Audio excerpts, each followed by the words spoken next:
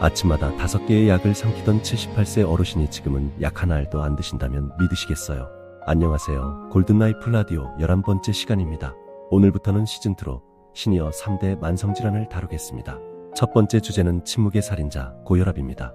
78세 강씨의 놀라운 이야기를 들려드릴게요. 강씨는 48세부터 30년간 고혈압약을 드셨어요. 처음엔 한 알로 시작했는데 나이가 들수록 약이 늘어나서 70세가 됐을 땐 5종류나 드시고 있었대요. 매달 약값만 10만원, 부작용으로 어지럽게 기침도 심했어요. 더 큰 문제는 약을 먹어도 혈압이 잘 안 떨어졌다는 거예요. 그런데 작년에 인생이 바뀌었습니다. 손자가 의대생인데 할아버지한테 이렇게 말했대요. 할아버지 약만 믿지 말고 생활습관을 완전히 바꿔보세요. 제가 배운 최신 연구에 따르면 생활습관 개선만으로도 혈압약 2-3개의 효과를 볼 수 있대요. 강씨는 반신반의하면서도 손자 말을 따랐습니다. 체중을 10kg 감량하고 매일 1시간씩 걸었어요. 염분을 하루 3g으로 줄이고 금연도 했습니다. 스트레스 관리를 위해 명상도 시작했어요. 결과는 놀라웠습니다. 6개월 만에 약을 하나씩 줄이기 시작해서 1년 만에 완전히 끊었어요. 지금 혈압은 120/80으로 정상입니다. 나이 78에 약 없이 혈압을 관리하고 있는 거예요. 강씨는 이렇게 말씀하셨어요. 30년 동안 약에만 의존했는데 이제야 진짜 치료법을 찾았어요. 약은 도구일 뿐 근본 해결책은 생활습관이더라고요. 오늘은 강씨처럼 고혈압을 근본적으로 관리하는 방법을 알려드리겠습니다.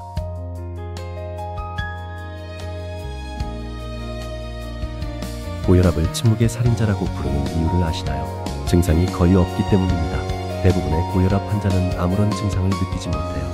혈압이 160배까지 올라가도 멀쩡하게 일상생활을 하는 분들이 많습니다. 그래서 더 무서운 거예요. 증상이 나타났을 때는 이미 합병증이 진행된 경우가 많습니다. 뇌졸중으로 쓰러지거나 심근경색으로 가슴을 움켜쥐거나 신장이 망가져서 투석을 받게 되죠. 우리나라 성인 3명 중 1명이 고혈압입니다. 1200만 명이나 됩니다. 65세 이상은 둘 중 1명이 고혈압이에요. 그런데 자기가 고혈압인지 모르는 사람이 30%나 됩니다. 고혈압은 혈관을 망가뜨립니다. 높은 압력이 계속되면 혈관벽이 두꺼워지고 탄력을 잃어요. 좁아진 혈관에 콜레스테롤이 쌓이면 동맥경화가 됩니다. 뇌혈관이 막히면 뇌졸중, 심장혈관이 막히면 심근경색, 신장혈관이 손상되면 심부전이 옵니다. 눈의 혈관이 터지면 실명할 수도 있어요. 더 무서운 건 도미노 효과입니다. 고혈압이 있으면 당뇨병 위험이 2배, 치매 위험이 3배나 높아집니다. 한 가지 병이 다른 병을 부르는 거예요. 그래서 고혈압은 반드시 관리해야 합니다. 증상이 없다고 방치하면 언제 터질지 모르는 시한폭탄을 안고 사는 거예요.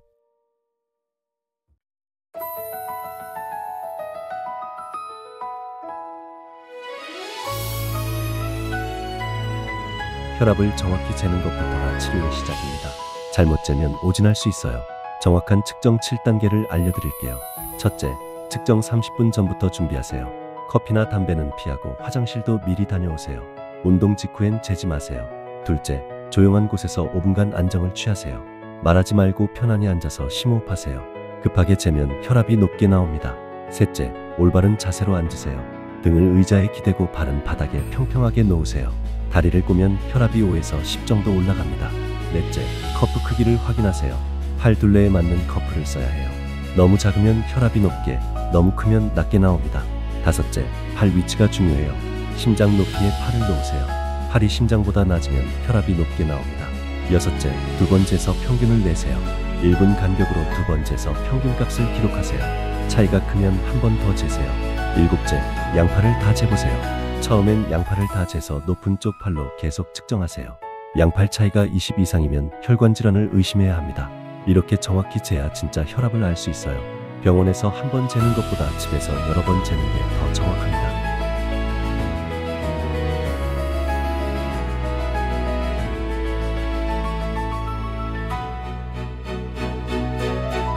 병원 혈압과 집 혈압이 다른 경우가 많습니다. 이걸 이해하는 게 중요해요.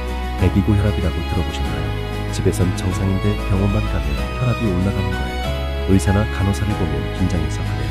전체 환자의 20%가 대기고혈압입니다. 반대로 감염고혈압도 있어요. 병원에선 정상인데 집에선 높은 거예요. 이게 더 위험합니다. 치료를 안 받으니까요.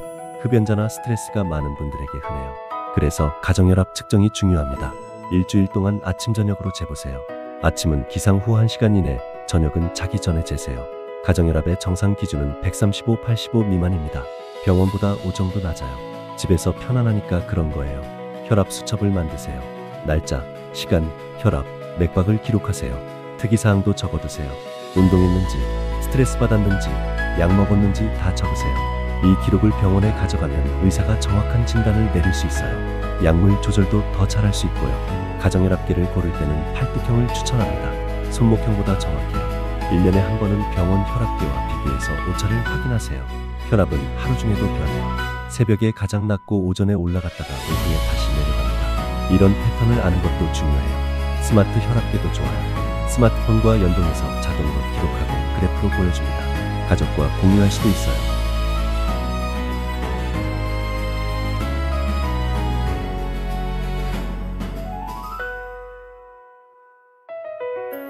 이제 약 없이 혈압 낮추는 방법을 알려드릴게요. 첫 번째는 DASH 식단입니다. DASH는 고혈압을 막기 위한 식사법이라는 뜻이에요. 미국에서 개발됐는데 효과가 입증돼서 전 세계적으로 권장하고 있습니다. DASH 식단의 핵심은 4가지예요. 첫째, 과일과 채소를 많이 먹기. 둘째, 저지방 유제품 섭취. 셋째, 통곡물 선택. 넷째, 염분 줄이기입니다. 구체적으로 설명드릴게요. 하루에 과일 4-5개, 채소 4-5접시를 드세요. 색깔별로 다양하게 먹는 게 좋아요. 단백질은 생선, 닭가슴살, 콩으로 드세요. 붉은 고기는 일주일에 한두 번만 드시고요. 견과류도 하루 한 종씩 드세요. 유제품은 저지방이나 무지방으로 선택하세요. 우유, 요구르트, 치즈 모두요. 칼슘과 칼륨이 혈압을 낮춰줍니다. 곡물은 현미, 통밀, 귀리 같은 통곡물로 드세요. 흰쌀밥, 흰빵은 줄이세요. 섬유질이 혈압 조절에 도움이 됩니다. 가장 중요한 건 염분 줄이기예요. 하루 6g 이하로 줄이세요. 가능하면 3g까지 줄이면 더 좋아요. 국물은 남기고 젓갈, 장아찌는 피하세요. 라면 한 개에 이미 하루 염분이 다 들어있어요. 외식할 때는 싱겁게 해달라고 요청하세요. 대신 향신료를 활용하세요. 마늘, 생강, 후추, 허브로 맛을 내면 소금 없이도 맛있어요. 칼륨이 많은 음식을 드세요. 바나나, 고구마, 시금치, 토마토가 좋아요.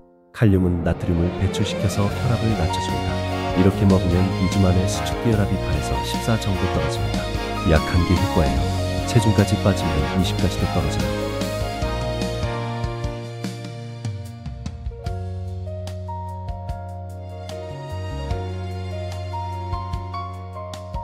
운동은 천연 혈압약입니다.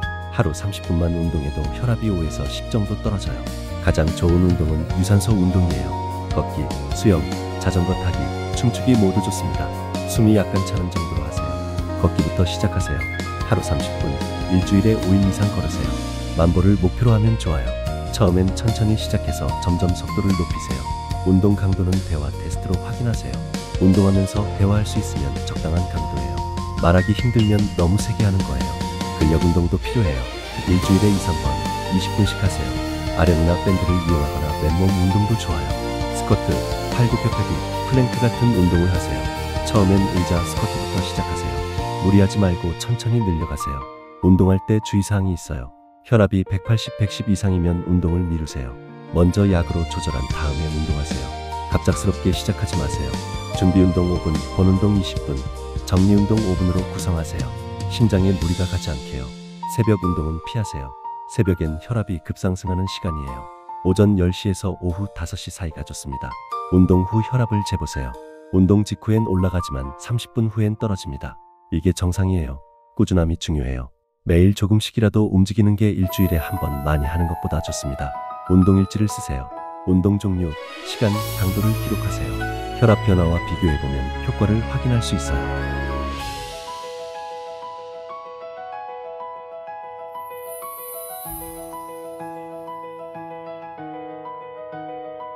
스트레스는 혈압의 적입니다. 스트레스 받으면 혈압이 20에서 30까지도 올라가요. 스트레스를 받으면 우리 몸에서 아드레날린이 나와요.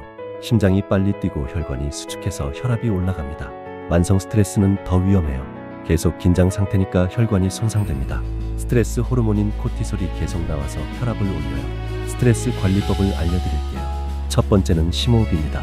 코로 4초 들이쉬고 4초 멈추고 입으로 4초 내쉬세요. 하루 3번 5분씩 하세요. 두 번째는 명상이에요. 조용한 곳에 앉아서 눈을 감고 호흡에 집중하세요. 처음엔 5분부터 시작해서 점점 늘리세요. 세 번째는 근육 이완법입니다. 발끝부터 머리까지 순서대로 근육을 긴장시켰다가 풀어주세요. 전신이 편안해집니다. 네 번째는 취미 활동이에요. 좋아하는 일을 하면 스트레스가 줄어들어요. 그림 그리기, 음악 듣기, 정원 가꾸기 뭐든 좋아요. 다섯 번째는 사회활동입니다. 친구들과 만나서 대화하고 웃으세요. 혼자 있으면 스트레스가 더 커져요. 잠도 중요해요. 수면 부족하면 스트레스 호르몬이 증가해요. 하루 7시간에서 8시간은 자세요. 화를 조절하는 법도 배우세요. 화가 날 때는 열을 세고 심호흡하세요. 그래도 안 되면 그 자리를 떠나세요. 긍정적으로 생각하세요. 부정적인 생각은 스트레스를 키워요. 감사 일기를 쓰면 도움이 됩니다. 요가나 태극권도 좋아요. 몸과 마음을 동시에 이완시켜서 혈압 조절에 효과적이에요.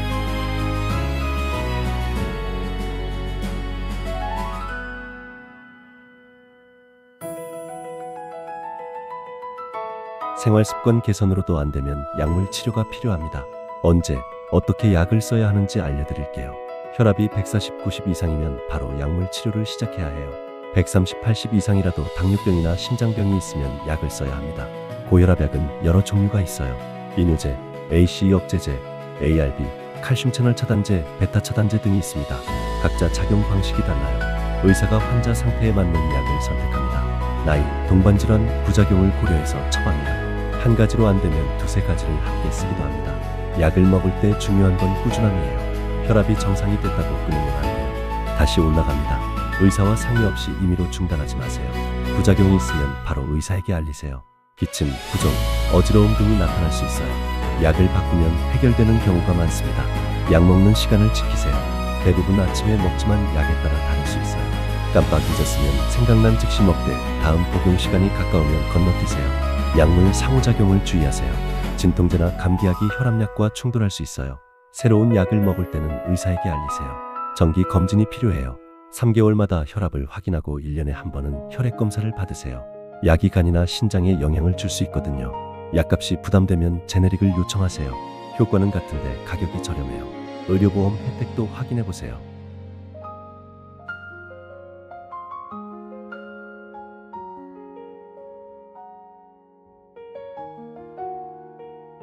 올해 발표된 새로운 고혈압 가이드라인의 핵심을 정리해드릴게요.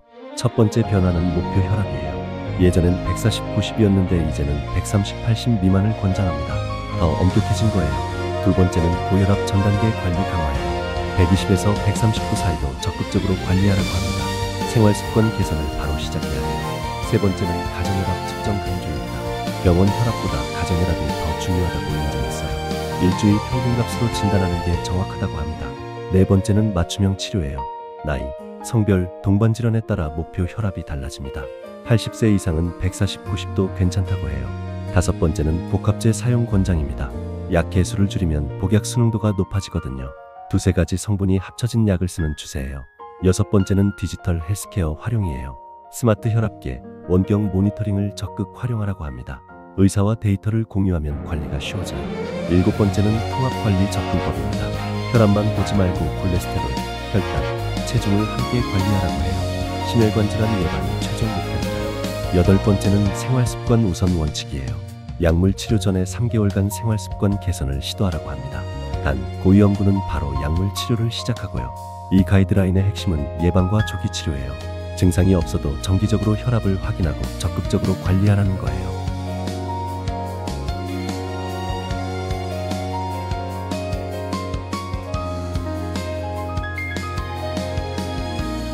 마지막으로 고혈압 관리에 성공한 분들의 공통점과 고혈압 극복 10개명을 정리해드리겠습니다. 성공한 분들의 첫 번째 특징은 꾸준함이에요.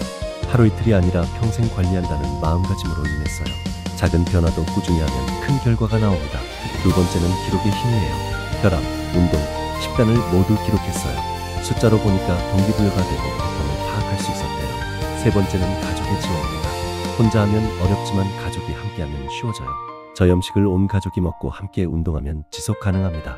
이제 고혈압 극복 10개명을 알려드릴게요. 첫째, 매일 혈압을 측정하고 기록하라. 둘째, 염분을 하루 6g 이하로 줄여라. 셋째, 체중을 정상 범위로 유지하라. 넷째, 하루 30분 이상 규칙적으로 운동하라. 다섯째, 금연은 필수, 절주는 선택이 아닌 필수. 여섯째, 스트레스를 적극적으로 관리하라. 일곱째, 충분한 수면으로 혈관을 회복시켜라. 여덟째, 약은 의사 지시대로 꾸준히 복용하라. 아홉째, 정기 검진으로 합병증을 예방하라. 열째, 긍정적인 마음으로 평생 관리하라. 75세 박 씨는 이렇게 말씀하셨어요. 고혈압은 적이 아니라 평생 친구예요. 잘 달래고 관리하면 건강하게 살 수 있어요. 저는 고혈압 덕분에 오히려 건강해졌어요. 술 끊고 운동하고 체중 빼니까 전보다 활력이 넘쳐요. 여러분도 할 수 있습니다. 고혈압은 관리 가능한 병이에요. 생활 습관만 바꿔도 많은 분이 약을 줄이거나 끊을 수 있습니다. 오늘 바로 시작하세요. 혈압을 재고 기록하는 것부터요. 작은 실천이 큰 변화를 만듭니다. 고혈압은 침묵의 살인자지만 우리가 먼저 알아채고 관리하면 친구가 될 수 있습니다. 증상이 없다고 방치하지 마시고 적극적으로 관리하세요. 그리고 여러분의 구독과 좋아요, 알림 설정은 저에게 큰 힘이 됩니다. 다음 시간에는 시니어 3대 만성질환의 두 번째, 고지혈증에 대해 알아보겠습니다. 콜레스테롤 관리의 모든 것을 알려드릴게요. 건강한 혈압으로 활기찬 노년 만들어가세요. 골든라이프 라디오 11화였습니다. 감사합니다.